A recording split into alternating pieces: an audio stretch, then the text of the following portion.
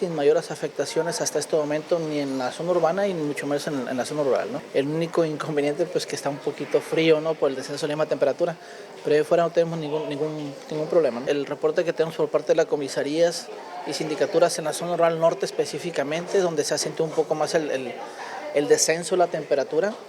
Estamos hablando de que han registrado temperaturas cerca de los 9-10 grados centígrados aproximadamente la mañana del día de hoy, pero no hemos tenido ninguna necesidad hasta este momento de brindar alguna atención.